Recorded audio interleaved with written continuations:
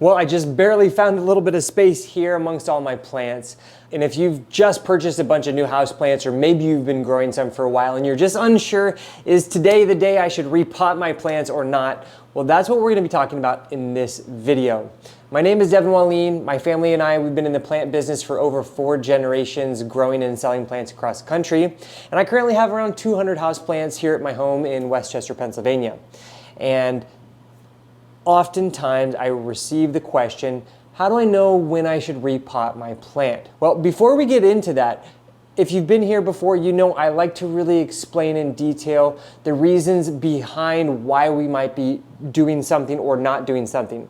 So in the case of repotting our plants, the first thing that we need to notice is as we're growing our plants, you should start to find a consistency in when your plants need to be watered. And generally, all of your house plants, assuming they're all growing in the similar conditions with a similar amount of sunlight and warmth, they should typically all need water at about that same time. Every 7 to 10 days or so is generally about right. Now, if you have a bunch of houseplants like I do, what you might find is you'll have like a keynote plant that when you see that plant is dry, that means I need to water everything in my home. That's how I operate, and that's how many growers will operate as well. And if you don't have that sort of keynote plant just yet, don't worry, give it time, add more plants to your collection, and you'll eventually start to understand what I'm talking about. Now let's say you do have a good system and you do know I need to water my plants every 7, 8, 9, 10 days, but there's 1 or 2 plants that maybe dry out faster than everything else, or they stay wet longer than everything else. Those are the 2 circumstances when a plant will need to be repotted. Either if it's drying out too quickly, repotted to the next size container, or if it's staying wet too long, needs to be transplanted to a smaller container. And the reason is because our houseplants, you know, 99% of the time, they're tropical plants that are grown in areas that have great drainage and a lot of fierce competition, with lots of other plants growing really close next to them.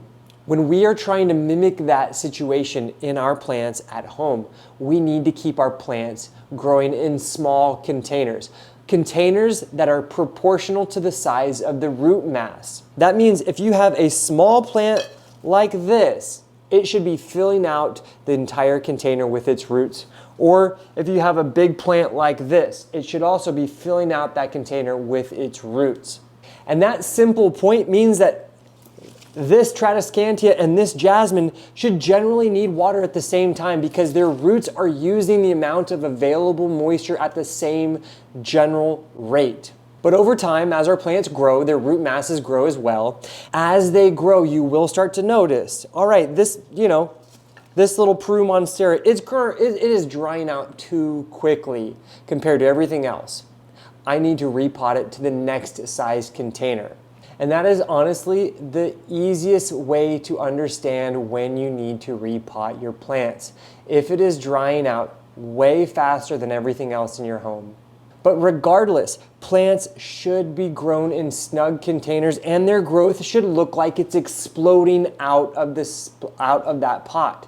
You never want to have your plants growing in a whole sea of soil, because when that happens, your soil will remain too wet for too long, and that's going to encourage a few bad things, such as you're probably going to get gnats. And also, because there's so much soil around it, the plants don't feel as if they have any competition, and that's going to stagnate its growth, keeping it from growing bigger and beautiful and more lush. So we always want to keep them in a small container with their roots totally filling out, and then as we transplant to the next size container, we want to transplant to a pot that's only about 1 to 2 inches in diameter larger than the previous pot that it was already growing in.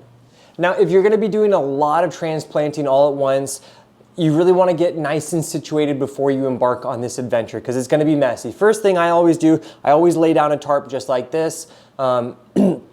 Next thing I do is I will put all the plants that I'm going to be transplanting, all of which I have right here, and I will have the pot that it's in, and then I will put next to it the container that I'm going to be transplanting it into. Now you can see this is a good example.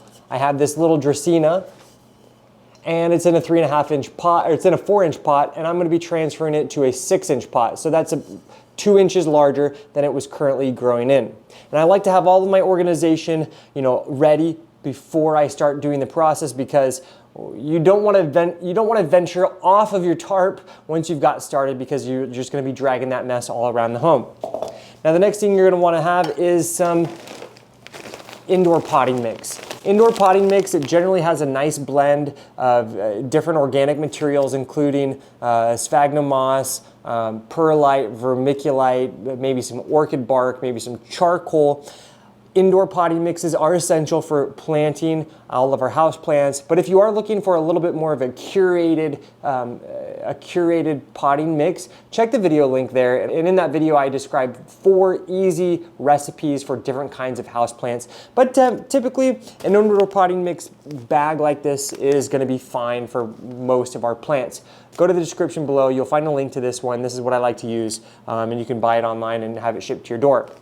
The next thing I like to have something to do my potting in. I have the tarp, but I still want to keep it clean. So I have just like this, little container thingy. Also, large trays like these are also very helpful. These are 17-inch trays, which are, it's really hard to find those unless you're shopping online. Even online, it can be difficult to find. So I have a link to these as well. These are great for all of your big plants. You always want to protect your floors, surfaces as much as possible with our drip trays underneath. I also like to use a little spoon, because this is going to help me to top off all of my pots once I have my small guys transplanted. I'll always use a spoon to put right on top. And then you want to have your watering pail full of water with you as well. All right, so here I have this lovely scented geranium, and this guy dries out so quickly. So I guarantee that this is really root bound. You see the pot just came right off.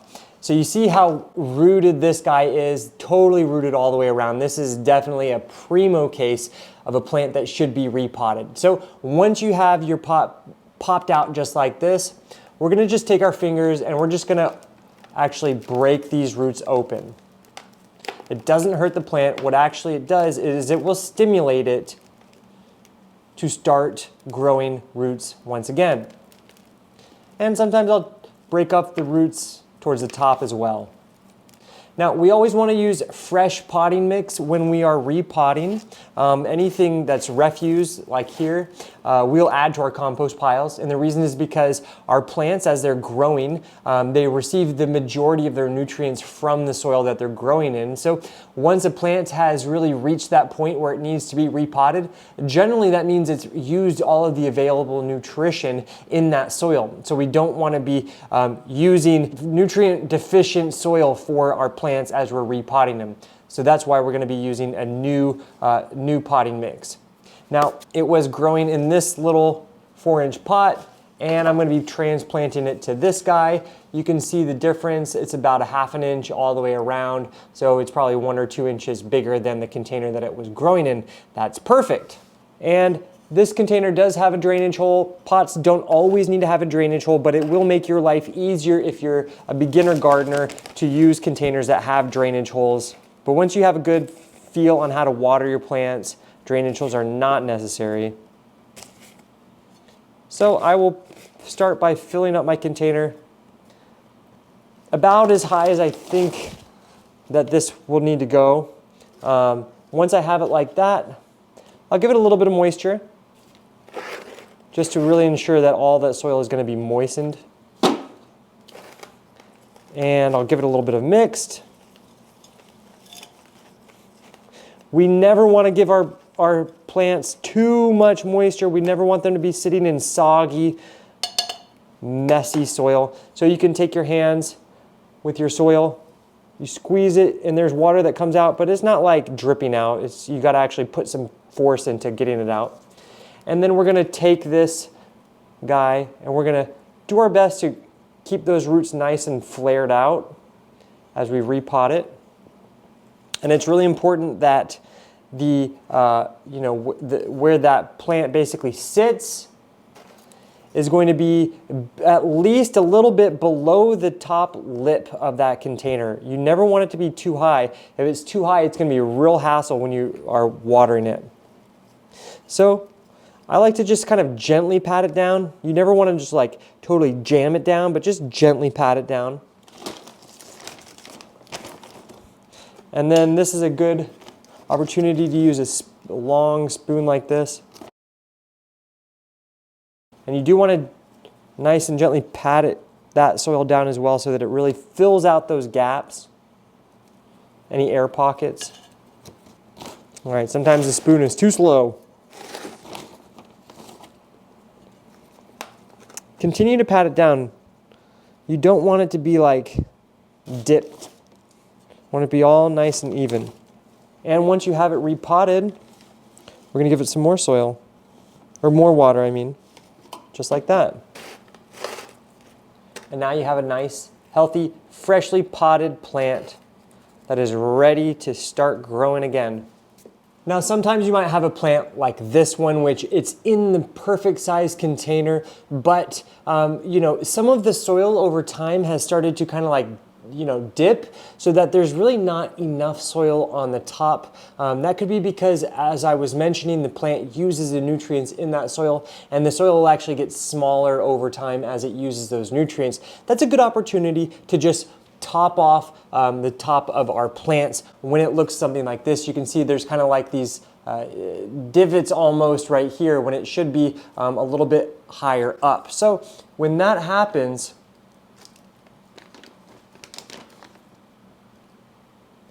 just add some on top. Fill in those gaps.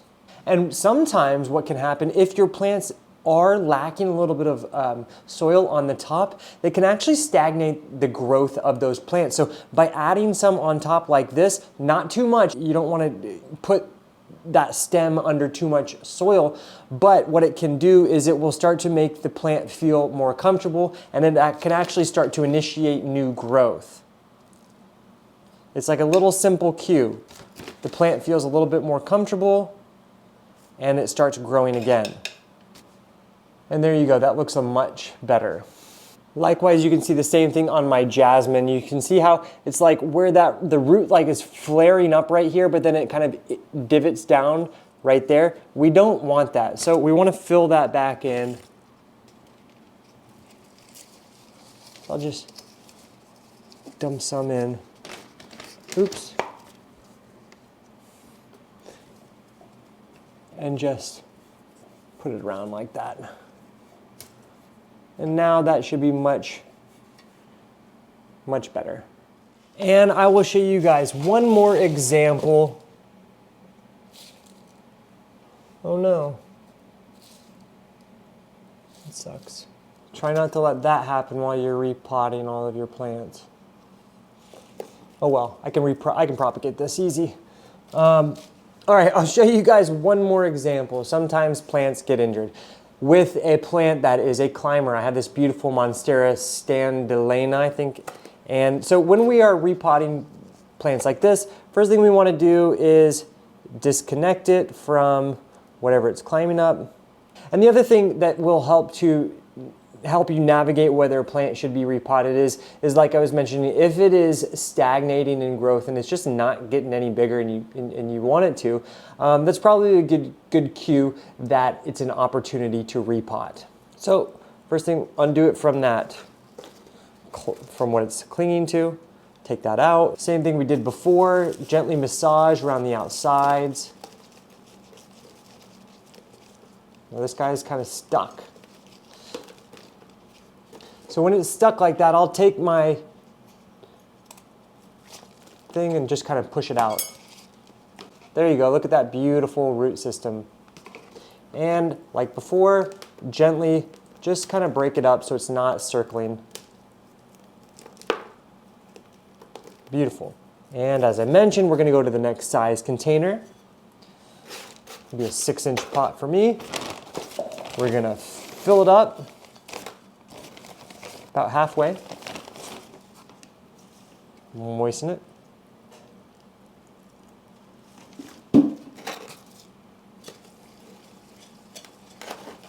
Now the next thing, we're going to use something new for it to climb up. Obviously it was outgrowing that last one.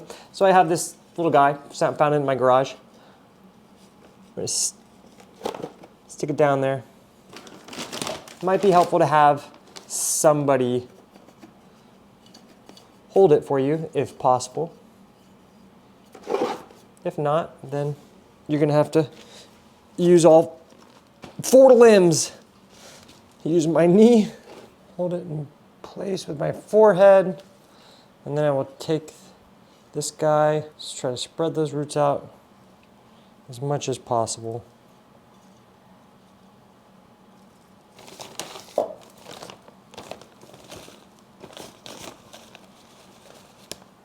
You really want to pack it in around that support structure so that it stays nice and upright. Super important. Give it some more water. We got that nice. And then we'll start to gently wrap it back around. And look, lots of room to grow. And with that, now you should have a good understanding of how to determine whether or not your plant should be repotted or not. But if you do have any further questions or comments, make sure to leave them down in the comment section below. But also consider, if you want some one-on-one help from me, you have plants, you're not sure what to do with, what's going on with them, consider becoming a member of our YouTube channel. As a member, it's super cheap. It's like 99 cents a month. It will give you access to a private members only chat room. And on that chat room, you can ask me questions as well as engage with other members. You can send me direct messages and photos, videos, audio messages, and I will respond with whatever is pertinent to help you get your plants growing nicely. Anyways, if you did enjoy the video, give it a like, subscribe to our channel. We have over 1,000 videos now, all about plants and Mother Nature. Anyways, thanks for joining me here on Plant Vibrations. I'll catch you guys later. Ciao.